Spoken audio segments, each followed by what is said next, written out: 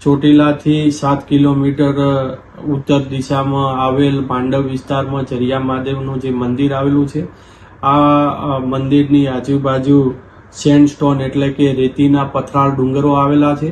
આ રેતીના પથરાળ ડુંગરોની આજુબાજુ જે સ્ટોન ક્રશર પ્લાન્ટ ચલાવવામાં આવતા હતા, ત્યાં અમારી નાયબ કલેક્ટર પ્રાંત ચોટીલાની ટીમ અને મામલતદાર ચોટીલાની સંયુક્ત ટીમ દ્વારા આકસ્મિક તપાસણી હાથ ધરવામાં આવેલી હતી.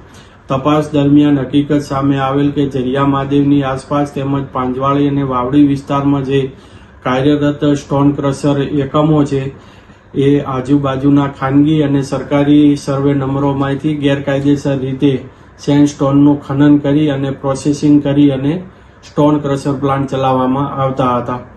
આ જે કુલ મળીને જે 7 ક્રશર પ્લાન્ટ છે, એ તદ્દન ગેરકાયદેસર રીતે અને આ જે ક્રશર પ્લાન્ટ ચલાવનાર મોજે પાંજવાળી તાલુકો ચોટીલાના રહેવાસી મુનાભાઈ અંકુભાઈ ખાચર, સર્વે નંબર 189, 90, 203 તથા 204 ઉપર તદ્દન ગેરકાયદેસર ખનન કરીને ચલાવતા, સાથે સાથે વાવડી વિસ્તારની અંદર સર્વે નંબર 49 પૈકી 2 પર જયવીરભાઈ ભરતભાઈ કરપડા અને જયદીપભાઈ જોરુભાઈ ખાચર દ્વારા આ પ્લાન્ટ ચલાવવામાં આવતો હતો. આમ કુલ 7 ક્રશર પ્લાન્ટ છે તદ્દન ગેરકાયદેસર રીતે, જેમાં જીપીસીબી અને સીપીસીબી ની જે 2023ની નિર્ધારિત પર્યાવરણીય માર્ગદર્શિકા એટલે કે ગાઈડલાઈન છે, તેનું કોઈ પણ પ્રકારનું પાલન કરવામાં ન આવતું હતું.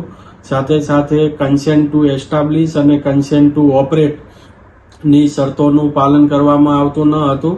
અને તપાસ દરમિયાન એ પણ સામે આવેલ કે જે ધૂળના નિયંત્રણ એટલે કે ડસ્ટના નિયંત્રણ માટે જે જરૂરી વોટર સ્પ્રિંકલર છે, એ તેમજ વિન્ડ બ્રેકિંગ વોલ અને જે ગ્રીન બેલ્ટ જે ફરજિયાત છે, તેનું પણ કોઈ પાલન કરવામાં આવતું ન હતું. સાથે સાથે Gujarat mineral prevention of illegal mining, transportation અને સ્ટોરેજ રૂલ 2017ની જે જોગવાઈઓ છે, તેનું પણ પાલન કરવામાં ન આવતું. આમ તમામ હકીકતો અને ગેરરીતિઓ ધ્યાને લઈ અને આ જે 7 ક્રશર પ્લાન્ટ, એક હિટાચી મશીન, એક ડમ્પર, એક લોડર અને અંદાજે 200 મેટ્રિક ટન સિલિકા, એમ મળીને કુલ અંદાજે 3,71,00,000 અને મુદ્દામાલ છે એ સીઝ કરવામાં આવેલો છે.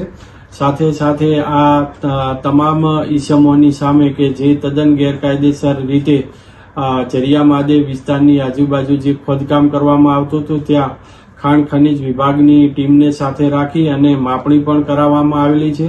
અને જે ઈસમોએ જે આ ખોદકામ કરેલું છે, તેઓની સામે કાયદેસરની કાર્યવાહી હાથ ધરવામાં આવેલ છે.